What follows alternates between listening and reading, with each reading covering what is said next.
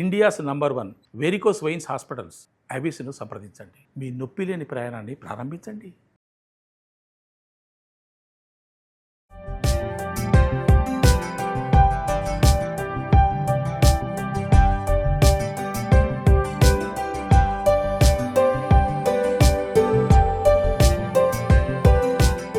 నమస్కారం. మనం రకరకాల రోటి పచ్చళ్ళు చేసుకుంటున్నాం. ఇప్పుడు వర్షాకాలం రాబోతోంది.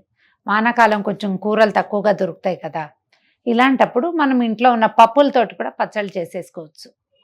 హాయిగా సాయంకాలం పూట అయితే కనుక ఏమీ అక్కర్లేదు, కొంచెం చారున్నా లేదా పొద్దుటి ఉల్లిపాయ పులుసో మెంతుల పులుసో ఏదైనా ఉంటే ఒక పప్పుతోటి పచ్చడి చేసుకున్నామంటే బ్రహ్మాండంగా ఉంటుంది. రుచికి రుచి, ప్రోటీన్ కూడా ఎంతో కొంత లభిస్తుంది. పప్పులే ప్రోటీన్ కాబట్టి మీకు ఎలా అవకాశం ఉంటే అట్లా చేసుకోవచ్చు. కందిపప్పు, మినపప్పు, పెసరపప్పు, శనగపప్పు, ఉలవలతోటి చేసుకోవచ్చు. తర్వాత పల్లి పచ్చళ్ళు చేసుకోవచ్చు. చాలా బాగుంటాయి. అయితే ఆంధ్రలో ప్రత్యేకమైన పచ్చళ్ళల్లో కంది పచ్చడి ద బెస్ట్. ఎక్కువ రుచిగా ఉంటుంది.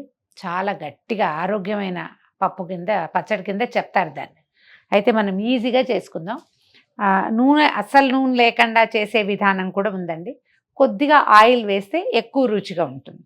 కందిపప్పుని ముందు కడిగి పెట్టుకోండి. మనం ఒక చిన్నది, అంటే ఇప్పుడు మన తాలింపు డబ్బాలు ఉంటాయి కదా, తాలింపు బాక్సులో ఇలాంటి కప్పులు ఉంటాయి. ఈ కప్పుడు పప్పు అయితే మనకు ఒక 2-3 రోజులు వస్తుంది. కప్పు పప్పుని మొదట ఒకసారి శుభ్రంగా 2-3 సార్లు నీళ్ళు పోసి కడిగేసి ఏదైనా ఒక బుట్టకు పడేసుకోండి. వడేసి పెడితే పప్పు ఆరిపోతుంది. ఆరిపోయిన పప్పుతోటి చేసుకుందాం. దీంతో పాటు ఏం చేయొచ్చు, మనం ఒక చిన్న అంత చింతపండుని, మన నిమ్మకాయ అంత చింతపండు సరిపోతుంది. చిన్న నిమ్మకాయ అంత చింతపండుని తడి పక్కన పెట్టుకోండి. చింతపండు లేకుండా కంది పచ్చడి చేసే విధానం కూడా చాలా మంది చేసుకోవచ్చు అట్లా కూడా. అప్పుడు ఏమిటంటే చప్పగా కమ్మగా ఉంటుంది. మనం ఏదైనా మంచి పులుసు, బాగా పుల్లగా ఉండే పులుసు అన్నాల్లోకి బాగుంటుంది. ఇదేంటంటే పులుసు అక్కర్లా, ఒట్టిగా మనం పచ్చడన్నం కలుపుకుని తినడానికి నేను చింతపండు వేస్తాను. మీరు వద్దు అనుకుంటే మానేయచ్చు.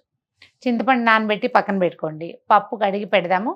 చిన్న తాలింపుతోటి మనం పచ్చడి రుబ్బేసుకోవచ్చు. స్టవ్ ఆన్ చేసుకుని కొంచెం మూకుడు పెట్టుకోవటం, అందులో ఒక చెంచాడు నూనె వేసి ముందు కందిపప్పు వేయించుకోవాలి. 1 స్పూన్ నూనె వేద్దాం మూకుడులో, చాలు, ఇంతకంటే నూనె అవసరం లేదు.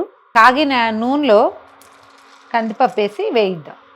ఇది గట్టి పప్పు కదా, అందుకని ముందు ఇదే కొంచెం వేగనిస్తే బాగుంటుంది. కొంచెం సన్నటి మంట మీద వేయిస్తే లోపల దాకా వేగుతుంది. పైగా మనం కడిగాం కదా, కొంచెం చల్లగా ఉండి కాస్త స్లో అవుతుంది, కానీ ఎక్కువ రుచిగా ఉంటుంది కడిగేసుకుంటాం.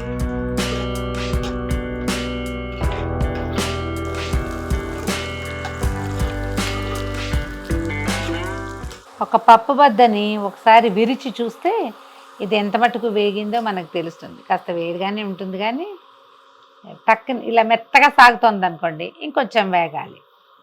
అది పడక్కమంటే బాగా వేగిపోయినట్టు అన్నమాట. ఇందులో ఉన్న తడంతా పోయి పప్పు దాదాపుగా వేగుతోంది అని అనిపించినప్పుడు ఇందులో ఏం చేయాలి, మనం ఒక పెద్ద స్పూను జీలకర్ర, 1 స్పూను, తర్వాత పచ్చడికి సరిపడా ఎండుమిర్చి, ఇంచుమించు మనం ఒక కప్పు చూపించాం కదా, ఇది మన పోపుల పెట్టెలో ఉండే డబ్బా సైజు, ఒక 12-14 మిరపకాయలు పడతాయి. ఇంత పెద్ద కాయలు వేగవు, తొందరగా అవ్వదు, దంచలేమో అలా అనిపిస్తే ముక్కలు కట్ చేసి విరిచేసి వేసేస్తే సరిపోతుంది. కొద్దిగా సిమ్లో ఉంచి మిరపకాయలని ఇందులో వేసేస్తే,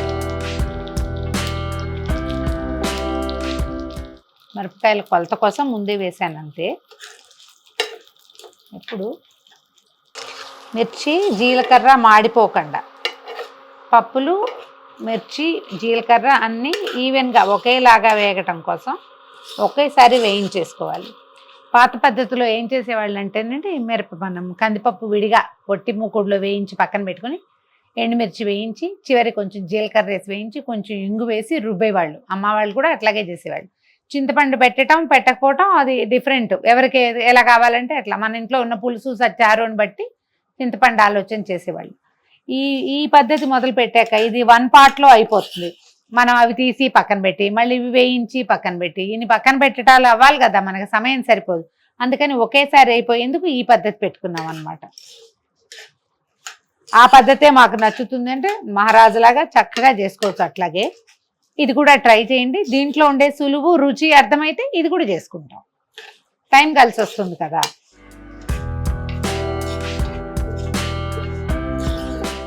దాదాపుగా పప్పులు వేగిపోయినాయండి. మనం ఒక చిన్న స్పూను ఇంగు వేసుకోవచ్చు. మీ దగ్గర కనుక ఈ పలుకు ఇంగు ఉంటుంది కదా, పాల ఇంగు వంట, ఒక ఇంగు పలుకు వేస్తే ఇంకా ఎక్కువ బాగుంటుంది, రుచిగా ఉంటుంది. ఇంగు వేసుకోండి. కొంచెం కరివేపాకు కూడా వేసుకుందాము. ఇది పూర్తిగా ఆప్షనల్లేనండి, మీకు నచ్చితే వేసుకోండి, లేకపోతే లేదు. వేగిపోతుంది. ఈ కంది పచ్చడిలో వెల్లుల్లిపాయలు ఉల్లిపాయలు వేసే విధానం కొన్ని చోట్ల ఉంటుందండి, కొన్ని ప్రాంతాల్లో. మనకు ఆసక్తి ఉంటే వేయచ్చు. ఇంతకుముందు నేను చేసిన వీడియోలో మనం వెల్లుల్లిపాయలు వేయలేదు, ఇప్పుడు వేసుకుందాం. దీన్ని ఏం చేయొచ్చు అంటే వెల్లుల్లిపాయలని పచ్చిపాయలు వేస్తే వెగటు వాసన వస్తుందండి. మీ ఛాయిస్ అదే అయితే నేను చెప్పేది లేదు, కానీ ఈ వెల్లుల్లిపాయల్ని నూనెలో వేసేద్దాం, అప్పుడు వేగిపోతాయి. అంటే ఇందులో వేసి రుబ్బేసుకోవచ్చు, లేదా వేయించి పక్కన పెట్టుకుని చివరికి పచ్చడంతా అయ్యాక సన్న ముక్కలు కట్ చేసి కలుపుకోవచ్చు. ముక్కలు తగులుతూ ఉంటాయి, రుచి బాగుంటుంది. అంటే నేను చూసిన చోట వైజాగ్ పిన్ని గారు వాళ్ళు అలా వేసేవాళ్ళు, పైన బాగానే ఉండేది. మాకు అలవాట్లేదు, మా వైపు మేము వెల్లుల్లిపాయలు అవి వేసుకోము. చూడండి, పప్పు దాదాపుగా వేగిపోయింది, కొంచెం ముదురు వేపు కూడా వస్తుంది. ఇలాంటప్పుడు తీసేస్తే ఈ వేడికి కరివేపాకు మగ్గిపోతుంది. ఇవి దించేసి అప్పుడు మనం వెల్లుల్లిపాయలు వేయించుకుందాం. పప్పులు కొంచెం చల్లారటానికి పక్కన పెట్టేసుకుందాము. కొద్దిగా ఒక్క చుక్క నూనె, ఒకవేళ మూకుడులో నూనె ఉంటే మళ్ళీ వేయాల్సిన పని కూడా లేదు. నూనె అంతా వంచేసాను, అయిపోయింది కదా, అందుకని మళ్ళీ వేసాను అంతే. వెల్లుల్లిపాయలు సన్నటిగా ముక్కలుగా తరిగి వేయించి పక్కన పెట్టుకుందాం. అందులో వేస్తే మనం తీయలేకపోతాం కదా. పచ్చివాసన పోయేదాకా వెల్లుల్లి వేయించి మూకుడులో వదిలేయండి. అవి చివరికే ఈ పప్పులు అవి చల్లారిపోయాక రోట్లో వేసి రుబ్బేసుకోవటమే. ఒకవేళ మీరు మిక్సీలో వేసుకునేటట్టయితే పప్పులు గ్రైండ్ చేసేయండి. తర్వాత మనం నానబెట్టి పెట్టుకున్నాం కదా చింతపండు, దీంట్లో నుంచి పీచులు అవి తీసేసేయటం, చింతపండు చేర్చి కొంచెం నీరు చేర్చి రుబ్బేసుకుంటే సరిపోతుంది. జనరల్గా ఈ పచ్చళ్ళు చేసేటప్పుడు మనం నీరు చేర్చాల్సి వస్తే నీళ్ళు మరగబెట్టి పక్కన పెట్టుకుని ఆ నీరు కనుక చేరిస్తే పచ్చడి అస్సలు పాడవదు. కాకపోతే మనము ఈ రోట్లలో చేసినా లేదా మిక్సీలో పచ్చడి చేసినా చేయి పెడతాం అది తీయటానికి. చేయి తగిలేసరికి పచ్చళ్ళు జనరల్గా కొంచెం పాడవుతాయండి. కానీ మనం హాట్ వాటర్ కనుక వాడితే పచ్చడి పాడవదు. చన్నీళ్ళు పోసి చెయ్యి పెడితే పోతుంది, వేడి నీళ్ళు పోసి చేయి పెట్టినా పెద్దగా పాడవదు. కాబట్టి అలా వాడుకోవచ్చు. వెల్లుల్లిపాయలు వేగిపోయినాయి, ఇంకా పచ్చడి రుబ్బేసుకుందాం. రోల్ శుభ్రంగా కడిగి తుడిచేసుకోండి. పొడిగా ఉన్న రోల్ అయితే మంచిది. కొంచెం మిరపకాయలు ముందు ఒక్కసారి ఒక దెబ్బ కొడితే బాగుంటుంది.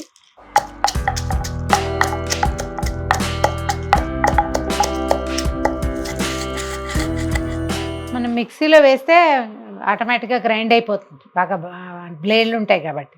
ఈ రోట్లో చేసేటప్పుడు ఏంటంటే మిరపకాయ పూర్తిగా మెత్తగా పిండిగా అవ్వకపోతే తడి తగలంగానే అది ప్లాస్టిక్ రేపర్స్ లాగా ఉండిపోతాయి, అలా అతుక్కొని ఉంటుంది, గొంతుకు అతుక్కుపోతుంది. అందుకని ముందు దీన్ని దంచుకోవటమే మంచిది. ఒకవేళ మన రోలు వీలుగా ఉంటే, పత్రం వీలుగా ఉంటే ముందు పత్రంతో రుబ్బేసుకోవచ్చు.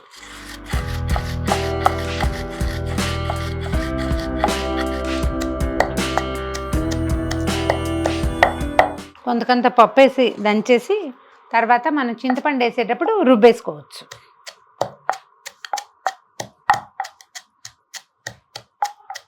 ఈ పప్పు, ఎండుమిర్చి, జీలకర్ర మిశ్రమాన్ని బరగ్గా దంచేసుకున్నాక అప్పుడు సరిపడా ఉప్పేసి చింతపండు రసం తీసి పక్కన పెట్టుకున్నాము. ఇది పోసేసి రుబ్బేసుకుందాం. యాక్చువల్గా తాలింపులో పసుపు వేయలేదు. మనం మామూలుగా అయితే ఈ పచ్చళ్ళు అన్నిటికీ కూడా పసుపు వేసుకోవాలి, కొంచెం కలర్ బాగుంటుంది. ఉప్పేసాము సరిపడా, చింతపండు నీళ్ళు వేస్తాను, అలాగే రుబ్బేద్దాం.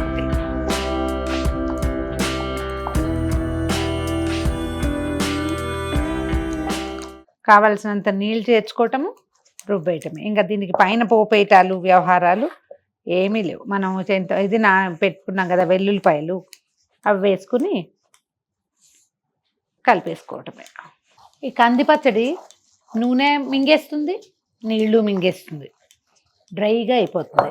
ఎక్కువ లూజ్గా మనం పెసరపప్పు పచ్చళ్ళలాగా వదులుగా రాదు, కొంచెం బిగుగా వస్తుంది.